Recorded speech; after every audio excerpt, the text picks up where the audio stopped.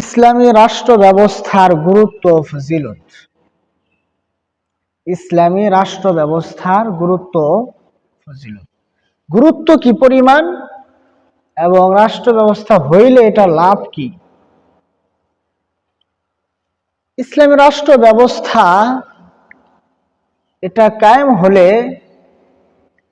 কে ইমানদার আর কে বেঈমান, কে মুসলমান আর কে কাফের, সকলেই শান্তিতে থাকবে। বলেন সুবহানাল্লাহ। আমরা সকলে তো শান্তি চাই, ঠিক কিনা? সকলে শান্তি চাই, সকলেই সফলতা চাই, সকলে নিরাপত্তা চাই। তো ইসলামী শাসন ব্যবস্থা, ইসলামী রাষ্ট্র যদি কায়েম হয়, তাহলে সে ইমানদার হোক আর বেঈমান হোক, সকলেই কিভাবে থাকবে? নিরাপদে থাকবে। তাহলে কি বলেন, বিষয়টা অনেক গুরুত্বপূর্ণ না? আমরা সবাই নিরাপত্তা চাই, সবাই শান্তি চাই, সবাই সফলতা চাই, কিন্তু আজ পর্যন্ত আমরা কোনোভাবেই সে নিরাপত্তা, সে সফলতার ছায়া আমরা পাচ্ছি না, ঠিক কিনা? তো এই বিষয়ে আসলে আমাদের অনেকের ধারণা বা অনেকে মনে করি যে ইসলাম যে ধর্ম, সেটার মধ্যে মনে হয় রাজনীতি বা এই শাসন ব্যবস্থা বা দেশ কিভাবে চলবে, বিচার বিভাগ, এগুলো মনে হয় ইসলামের মধ্যে নাই। মানে এটা একটা মানুষের ধারণা হয়ে গেছে, মানে কেমন যেন মানুষের মনে হয় যে ইসলাম মানে কি, নামাজ পড়বে, রোজা করবে, হজ করবে, যাকাত দিবে, এগুলাই মনে হয় ইসলাম। আসলে ইসলাম যে একটা পূর্ণাঙ্গ জীবন বিধান, ইসলাম যে একটা কমপ্লিট ধর্ম, এটা আমরা অনেকে জানি না। হয়তো আমি মানুষের মধ্যে কয়েক ভাব, হয়তো মানুষই জানতেছে না, অথবা যারা জানতেছে অন্যদেরকে বুঝাইতে পারতেছে না, অথবা সে বুঝতে পারতেছে না। কি বলেন, তাই না? কেউ যারা জানাইতেছেন, বুঝাইতেছেন, যারা শুনতেছেন তারা বুঝতে পারতেছে না, এক সমস্যা। অথবা কেউ বুঝাইতেই পারতেছে না, অথবা কেউ জানতেছেই না। তাহলে আমার আপনার না বোঝা, না জানা বা এগুলা তো কোনো গ্রহণযোগ্য কোনো বিষয় না। আমি আপনি একটা বিষয় নাই জানতে পারি, তাই কি এটা ইসলামের মধ্যে নাই? কি বলেন? আমি আপনি যদি না জানি, সেটা কি ইসলামের মধ্যে নাই? এই জন্য মোহতারাম হাজিরিন, আমাদের জানতে হবে, বুঝতে হবে যে আমি প্রায় সময় বলি, আমি যদি এখান থেকে সরিষাবাড়ি যাইতে চাই, আমাকে রাস্তা ধরতে হবে, ঠিক কিনা? আমি যদি পশ্চিম দিক যা হাঁটা শুরু করে দিই, তাহলে আমি বিমান দিয়ে গেলেও তো সরিষাবাড়ি যাওয়া হবে না। কি বলেন? এই জন্য আমাদের সঠিক পথে চলতে হবে। আমরা সবাই শান্তি চাই, সবাই সফলতা চাই, কিন্তু সফলতা পাচ্ছি না। কারণ কি? আমি ভুল পথে হাঁটতেছি, ঠিক কিনা? ভুল পথে আমরা চলতেছি। কারণ দেখেন, কোন কোম্পানি বা কোন শোরুমওয়ালা কোন গাড়ি বা কোন জিনিস যদি বানায়, তারা একটা নিয়মাবলী দিয়ে দেয়। কি দিয়ে দেয়? যেটাকে এইভাবে চালাইতে হবে, ঠিক কিনা? যেমন মোটর সাইকেল, সাধারণত এটা পেট্রোলে চলে। কিসে চলে? ওটার মধ্যে কেউ যদি কেরোসিন দেয়, ডিজেল দেয়, চলবে? কারণ ওই সিস্টেম করে ওকে বানানো হয়নি। ডিজেল, পেট্রোল বা ডিজেল বা অন্য কিছু চালাইতে হলে ওকে আবার অন্য ভাবে এটা বানাইতে হবে, ঠিক কিনা?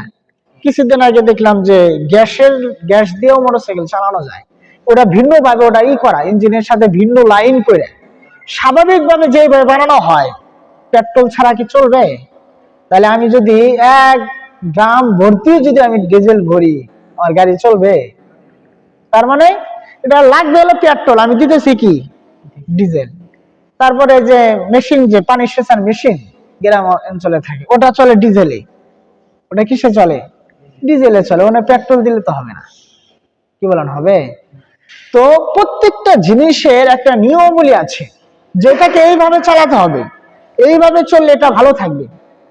যেমন ফ্যান, এই ফ্যান গুলা বানাইছে, এটা চলবে কারেন্টে। কিসে চলবে? এরা যদি কেউ সোলারে দেয়, চলবে? আবার সোলারের যে ফ্যান, এটা তারা দিয়ে দিচ্ছে, এটা চলতে হবে সোলারে বা ব্যাটারি চার্জের মাধ্যমে। কারেন্টে দিলে কি সোলারে ফ্যান চলবে? তাহলে প্রত্যেকটা কোম্পানি বা প্রত্যেকটা শোরুম যে জিনিস বানায়, ওটা একটা নিয়মাবলী দিয়ে দেয়। কি দিয়ে দেয়? যেটাকে এইভাবে চালাতে হবে। তুমি যদি এটা ব্যবহার করতে চাও, তুমি যদি এটা দ্বারা ফায়দা হাসিল করতে চাও, উপকার পেতে চাও, তাহলে তোমাকে এইভাবে চলতে হবে, ঠিক কিনা? অনুরূপ ভাবে আমাকে আপনাকে আল্লাহ তাআলা বানিয়েছেন। কে বানিয়েছেন? আসমান জমিন এবং আসমান জমিনের মধ্যে যা কিছু আছে, সূর্য, চন্দ্র, নক্ষত্র, সব কিছু কে বানিয়েছেন? আল্লাহ তাআলা বানিয়েছেন। এবং আল্লাহ তাআলার হুকুমে এগুলা চলতেছে। আমার আপনার কথা মতো সূর্য উঠবেও না, ডুববেও না। আল্লাহ পাক হুকুম করে দিয়েছেন তোমার এই সময় ডুবতে হবে, এই সময় উঠতে হবে, চলতেছে। দুনিয়ার কোনো পাওয়ার, সুপার পাওয়ারের ক্ষমতা নাই ওই সূর্যকে ঠেকায় রাখবে। কি বলেন, কেউ পারবে? তো এই জন্য আল্লাহ তাআলা আমাকে আপনাকে বানিয়েছেন। তো আমি কিভাবে ভালো থাকবো এটা কে ভালো জানেন? এই জন্য আল্লাহ তাআলা ওই নিয়মাবলীও দিয়ে দিচ্ছেন যে তোমাকে দুনিয়ার মধ্যে বানিয়ে ছেড়ে দিলাম, এবং তুমি কিভাবে ভালো থাকবে ওই নিয়মও আমি বলে দিতেছি, এইভাবে চলবে, তাহলে তুমি ভালো থাকবে। তাহলে আমরা সকলেই নিরাপত্তা চাই, শান্তি চাই, ভালোভাবে থাকতে চাই, কিন্তু আমরা ভালোভাবে থাকতে পারি না কেন? ওই একই কথা, যে যেই নিয়মে চলা উচিত ওইভাবে আমরা কি করতেছি না। এই জন্য আমি ভালো থাকি না, এই জন্য আমার টেনশন দূর হয় না, আমি পেরেশানির মধ্যে থাকি। বর্তমান যুগে সবচেয়ে বড় ধনী যে ব্যক্তি, তাকেও জিজ্ঞাসা করবেন যে তুমি কেমন আছো, দেখবো যে ভালো না, আমি চিন্তিত, টেনশন, বিভিন্ন চিন্তা ভাবনা তার মধ্যে। এত কিছু পাওয়ার পরও শান্তি নাই কেন? কারণ যেভাবে চলা উচিত ওইভাবে কি করতেছে না। এই জন্য মহতারাম হাজিরিন, যেটা বলতেছিলাম যে ইসলামী রাষ্ট্র ব্যবস্থা এটা এমন একটা ব্যবস্থাপনা, এমন একটা পদ্ধতি, এটা যেই দেশে যেই স্থানে হবে সেখানে মুসলমান বলেন, বেঈমান বলেন, কাফের বলেন, ছোট বড় সকলেই শান্তিতে থাকবে, সকলে নিরাপদে থাকবে, বলেন সুবহানাল্লাহ। কারণ ইসলামী রাষ্ট্র ব্যবস্থা এটা দুনিয়ার কোন ব্যক্তির বানানো কোনো নীতি না, দুনিয়ার কোন ব্যক্তির কোন কানুন না, কোন সিস্টেম না, স্বয়ং আল্লাহ তাআলার নিয়ম, বলেন সুবহানাল্লাহ। এই জন্য মুহতারাম হাজিরিন, এই বিষয়টা খুবই গুরুত্বপূর্ণ। প্রথমে আমি কয়েকটা বিষয় বলি যে আল্লাহ তাআলা যখন আদম আলাইহিস সালামকে বানিয়েছেন, তাকে বানানোর পূর্বে আল্লাহ তাআলা ফেরেশতাদের সাথে পরামর্শ করেছেন, মানে তাদেরকে জানাইছেন। আল্লাহ তো আসলে কোনো কিছু করলে পরামর্শ করার দরকার নেই, ফাআলুল লিমা ইউরিদ, আল্লাহ পাক যা ইচ্ছা তাই কি করেন, বানান। বাকি সিস্টেম যেটা, মানে বান্দাদেরকে বোঝানোর জন্য এরকম করা যায়, আমি এত জ্ঞানী, আহকামুল হাকিমিন, আমি সব, তারপরেও কি করি, জিজ্ঞাসাবাদ করি, মতামত নেই যে ওরা কি বলে, কি অভিমত। সুতরাং দুনিয়ার বুকে তোমরাও কোনো কাজ করলে তুমি যতই জানো না কেন, একটু পরামর্শ করেই কি করো, কাজ করো, তাহলে সেটা কি হবে, কল্যাণময় হবে, ভালো হবে, আমি সেটার মধ্যে বরকত দিব। তো আল্লাহ পাক প্রথমে তাদেরকে জিজ্ঞাসা করেছেন, তাদের বলেছেন যে আমি দুনিয়াতে খলিফা বানাবো। কি বানাবো? খলিফা। দেখেন আল্লাহ পাক কিভাবে বলছেন, وَإِذْ قَالَ رَبُّكَ لِلْمَلَائِكَةِ إِنِّي جَاعِلٌ فِي الْأَرْضِ। আল্লাহ পাক রব্বুল আলামিন কোরআনে কারীমের সূরাতুল বাকারার 30 নম্বর আয়াতে কারীমের মধ্যে বলেছেন, তোমরা স্মরণ করো ওই সময়ের কথা যখন তোমাদের রব আল্লাহ ফেরেশতাদেরকে বলেছেন, কি বলেছেন, নিশ্চয় আমি জমিনে আমার প্রতিনিধি, আমার খলিফা বানাবো। সুবহানাল্লাহ। যে জমিনের মধ্যে আল্লাহ তাআলা কি বানাবেন, প্রতিনিধি। খলিফা কি জিনিস? খলিফা, খেলাফত, দুইটা শব্দই সাধারণত আমরা শুনে থাকি। সহজ ভাষায় বলি, যেমন আমার কাজ অন্যজন যদি করে সে আমার প্রতিনিধি, ঠিক কিনা? যেমন এটা হলো আমার কাজ, অন্য কেউ করলে সে হলো আমার প্রতিনিধি। তো আমার কাজটা অন্যজন করতেছে, অর্থাৎ একজনের কাজ অন্যজন করা, একজনের কাজ অন্যজন করা, এটাকে বলা হয় প্রতিনিধিত্ব, খেলাফত আরবি শব্দ। আর যাকে প্রতিনিধি বানানো হয় তাকে আরবিতে বলে খলিফা। কি বলে? খলিফা। তো দেখেন, পুরা বিশ্বের মধ্যে দুনিয়ার মানুষের কাছে আল্লাহ পাকের সকল বিধিবিধান পৌঁছানোর মূল দায়িত্ব হলো আল্লাহ তাআলা। কার? কারণ বানাইছে তো আল্লাহ তাআলা।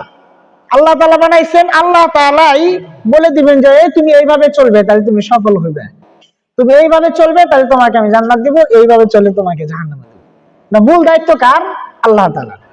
কিন্তু আল্লাহ তাআলা সরাসরি মানুষের সামনে এসে দেখা করবে না। কারণ হলো কি, ঈমানের অন্যতম একটা বিষয় হলো আল্লাহকে না দেখে বিশ্বাস করতে হবে। আল্লাহকে না দেখে বিশ্বাস করতে হবে, আল্লাহকে না দেখেই তার বিধান মানতে হবে। আল্লাহ যদি সরাসরি মানুষের সামনে এসে দেখা করেন তাহলে তো ওটা হইল না, তাহলে তো ওটা দেখে দেখে হইল। আল্লাহ তো এটা চাচ্ছে, আল্লাহরই হলো আমাকে না দেখে কি করতে হবে? বিশ্বাস করতে হবে। কারণ দেখলে তো সবাই বিশ্বাস করবে, তাহলে তার পরীক্ষা হইল না। কারণ আল্লাহ তো দুনিয়াতে পাঠাইছেন কিসের জন্য? পরীক্ষা করার জন্য, যে কে কত বেশি ভালো আমল করে। আমাকে না দেখেও কে কত বেশি ভালো আমল করে, ভালো কাজ করে, যদি সরাসরি আল্লাহর সামনে আইসা পড়তো তাহলে তার ওটা হইতো না। এই জন্য আল্লাহ সরাসরি আইসা বিধান বলবে না, তুমি নামাজ পড়ো, তুমি যাকাত দাও, তুমি হজ করো, তুমি মানুষের সাথে ভালো ব্যবহার করো। আল্লাহ সরাসরি আইসা বলবেন। এই জন্য আল্লাহ তাআলা কি করেছেন? যুগে যুগে বিভিন্ন নবীদেরকে পাঠিয়েছেন। তাহলে নবীরা হলো আল্লাহ তাআলার খলিফা, আল্লাহ তাআলার। কারণ আল্লাহর কাজটাই কাদের মাধ্যমে আল্লাহ পাক করাইতেছেন? নবীদের মাধ্যমে। তাহলে এই যে প্রতিনিধিত্ব, নবীদেরকে দিয়ে এই কাজ করানো, প্রত্যেক যুগে নবীরা এসে দাওয়াত দিচ্ছে না, এক আল্লাহকে মানো, আল্লাহ ছাড়া কোনো ইলাহ নাই, ইবাদতের উপযুক্ত তিনি, তাকেই মানতে হবে, তারই গোলামি করতে হবে, তাহলেই সফল হয়ে যায়। এই কথাই তো সব নবীরা বলছে। মূলত ছিল আল্লাহ তাআলার কথা। কিন্তু আল্লাহ যেহেতু সরাসরি বান্দার সাথে কি করবে না? সাক্ষাৎ করবে না, করলে তো ঈমানের অংশ থাকবে না। এই জন্য আল্লাহ তাআলা যুগে যুগে কি বানাইছেন? প্রতিনিধি বানাইছেন। যে আল্লাহ তাআলা প্রত্যেক যুগে প্রথমে পাঠালেন হযরত আদম আলাইহিস সালাম। তিনি দীর্ঘদিন এই দাওয়াত পৌঁছাইলেন। তো এটার এই খেলাফতের এটা দুই ধরনের। একটা হলো দাওয়াত ও তাবলীগ, অর্থাৎ মানুষের কাছে দাওয়াত পৌঁছে দেওয়া, এটা একটা স্তর। আর একটা হলো মানে রাষ্ট্রীয়ভাবে এই বিধানকে প্রয়োগ করা। রাষ্ট্রীয়ভাবে বিধানকে প্রয়োগ করা, এটা হলো উচ্চ পর্যায়ের খেলাফতের দায়িত্ব। আর এই আমি পড়তেছি আপনার কাছে স্বাভাবিকভাবে পৌঁছায় দিলাম, এটা হলো দাওয়াত ও তাবলীগের। তো প্রত্যেক যুগে যে নবীরা ছিলেন, নবীদের মধ্যেও ক্যাটাগরি ছিল। কিছু নবী ছিলেন রাষ্ট্রীয় ভাবে না, শুধু ব্যক্তি ভাবে মানুষকে দাওয়াত দিতেন, যে মানুষকে বুঝাইতেন, তোমরা মূর্তি পূজা করো না, তোমরা আল্লাহর ইবাদত করো, আল্লাহকে মানো, আল্লাহকে স্বীকার করো, আল্লাহর গোলামি করো। আবার কিছু নবী ছিলেন তারা রাষ্ট্রীয় ভাবে রাষ্ট্রপ্রধান হয়ে এই কাজ করেছেন। বলেন সুবহানাল্লাহ। তাহলে দুই ধরনেরই আছে। এটা এই জন্য বললাম, অনেকেই ভাবতে পারে যারা দাওয়াত তাবলীগের কাজ করবে এটা মনে হয় ওই খেলাফতের অংশ হবে না। তো এই জন্য দুই ধরনের, কোনোটাকে অস্বীকার করার কোনো কি নাই, সুযোগ নাই। নবীদের আল্লাহ পাক যেভাবে পাঠিয়েছেন, কিছু আছে এমনিও করছেন স্বাভাবিকভাবে, আবার কিছু আছে যেমন সুলাইমান আলাইহিস সালাম, তিনি পুরা পৃথিবীর বাদশা ছিলেন। শুধু মানুষ আর জিন না, পশু পাখি যা আছে সবকিছুর বাদশা ছিলেন, এবং কি তিনি সবকিছুর ভাষাও বুঝতেন। বলেন সুবহানাল্লাহ। কোন সময় কে কোন আওয়াজ করতেছে এটাও তিনি বুঝতেন। আল্লাহ পাক এত ক্ষমতা তাকে দিয়েছিলেন। তিনি একজন নবীও ছিলেন। দাউদ আলাইহিস সালাম তিনিও রাষ্ট্রীয়ভাবে এটা করছেন। সর্বশেষ আমাদের নবীজি, কারণ আমাদের নবী তো সব নবীদের সর্দার, ঠিক কিনা? আমাদের নবীজিও রাষ্ট্রীয় এমনিও প্রচার করছেন মক্কি জীবনে, স্বাভাবিকভাবে খেলে পৌঁছাইছেন, তোমরা নামাজ পড়ো, তোমরা এটা করো, তোমরা এইভাবে চলো, ভালোভাবে চলো, মূর্তি পূজা করো না। কিন্তু মদিনায় হিজরত করার পরে তিনি রাষ্ট্রীয়ভাবে এটাকে কি করেছেন? বাস্তবায়ন করেছেন। এই জন্য মহতারাম হাজিরিন, তাহলে এটা দুই ধরনের। একটা হলো যে স্বাভাবিক দিন প্রচার করা, আর একটা হলো রাষ্ট্রীয়ভাবে এটাকে বাস্তবায়ন করা। তো দেখেন, এমন এমন কিছু বিষয় আছে যেই জিনিসগুলো রাষ্ট্রীয় ভাবে ছাড়া, ওই ওই ক্ষমতা ছাড়া ওটাকে বাস্তবায়ন করা যাবে না। যেমন চুরির বিধান, চুরি করলে চোরের শাস্তি আছে না? চুরির শাস্তি হলো হাত কেটে দেওয়া। কি কেটে দেওয়া? ইসলামী শরীয়তের বিধান হলো কি? হাত কেটে দেওয়া।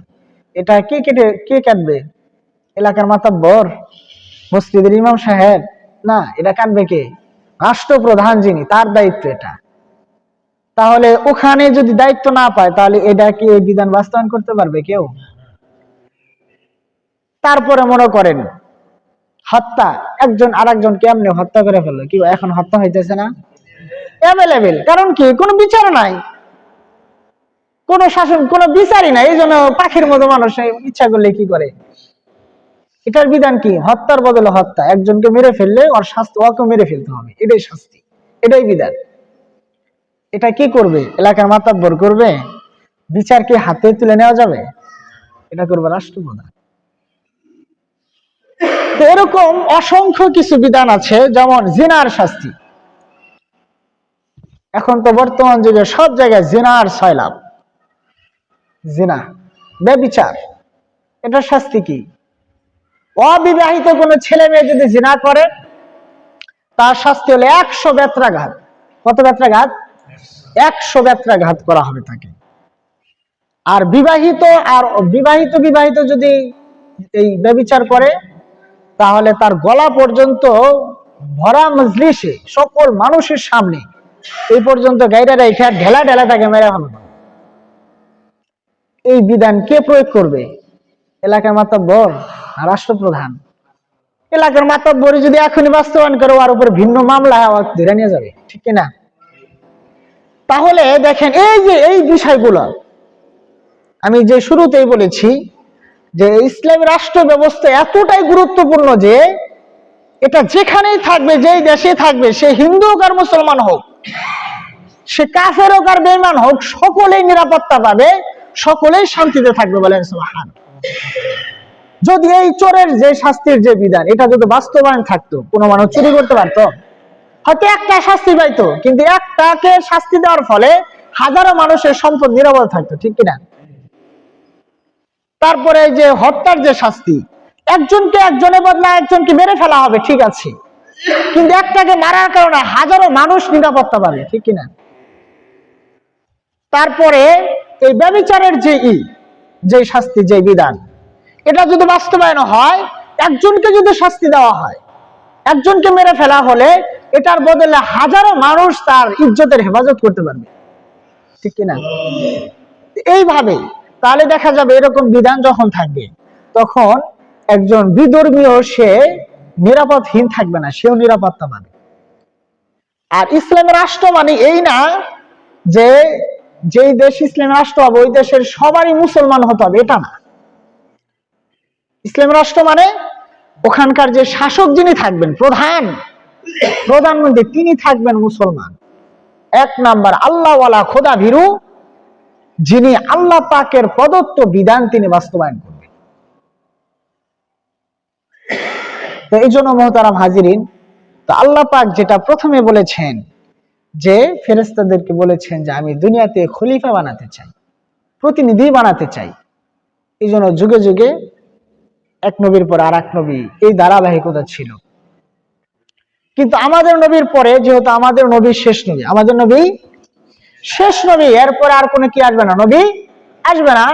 এই জন্য এরপরে খলিফা থাকবে। নবীরা হলেন আল্লাহর খলিফা। নবীরা হলো কার খলিফা? আল্লাহর প্রতিনিধি। আর বর্তমান যুগে বা খেলাফতের যুগে যারা ছিল, যেমন প্রথম খলিফা হযরত আবু বকর সিদ্দিক রাদিয়াল্লাহু তাআলা আনহু, দ্বিতীয় খলিফা হযরত ওমর রাদিয়াল্লাহু তাআলা আনহু, 3 নাম্বার খলিফা হযরত ওসমান রাদিয়াল্লাহু তাআলা আনহু, 4 নাম্বার খলিফা ছিল হযরত আলী রাদিয়াল্লাহু তাআলা আনহু। এরা আল্লাহর খলিফা না, এরা ছিল নবীর খলিফা। এরা কি ছিল? নবীর খলিফা। তো বর্তমান যুগেও যারা এই লাইনে চেষ্টা করবে, এরা হবে নবীর খলিফা, অর্থাৎ খলিফার খলিফা, তাই না? নায়েবে রাসূল। এই জন্য দেখেন, পূর্বের যুগে নবীরা ছিলেন এক জায়গায় একটা নবী যদি ইন্তেকাল করতেন, নবী চলে গেছেন, সেখানে অন্য নবীকে আল্লাহ পাক কি করতেন? পাঠাইতেন, যে আল্লাহর বিধানকে বাস্তবায়ন করার জন্য, আল্লাহর বিধানকে বাস্তবায়ন করার জন্য। তারপরে সর্বশেষ যখন আমাদের নবী পর্যন্ত, যেহেতু এরপরে কোনো নবী আসবে না, এই জন্য খেলাফতের নবীর খলিফা হওয়ার পদ্ধতি শুরু হয়েছে। তো এই জন্য মহতারাম হাজিরিন, যে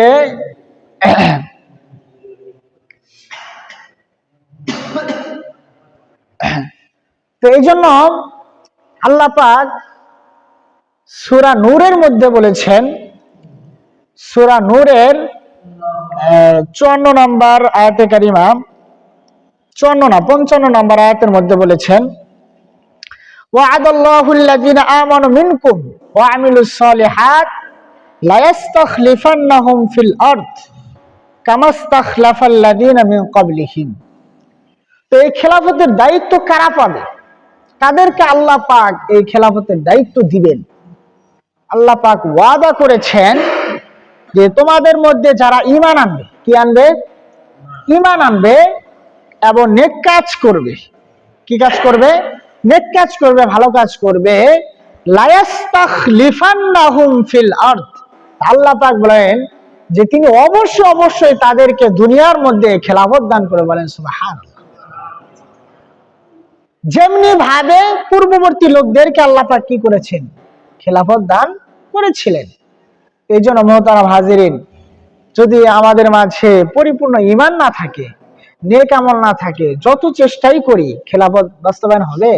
কারণ আল্লাহ পাকের ওয়াদা তো কি, আমি বললাম যে ভাই তুমি আমার কাছে বিকাল বেলা আইসো, তোমাকে আমি 1000 টাকা দিব। এখন ওই ব্যক্তি বিকালে আসলো না, তাহলে সে টাকা পাবে?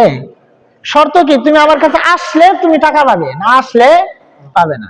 তো আল্লাহ পাক শর্ত দিয়ে দিচ্ছেন যে তোমাদের মধ্যে যারা ঈমান আনবে এবং নেক কাজ করবে, আল্লাহ পাক তাদেরকে অবশ্যই কি করবেন? খেলাফত দান করবেন, যেমনি ভাবে পূর্ববর্তী লোকদেরকে দান করেছেন।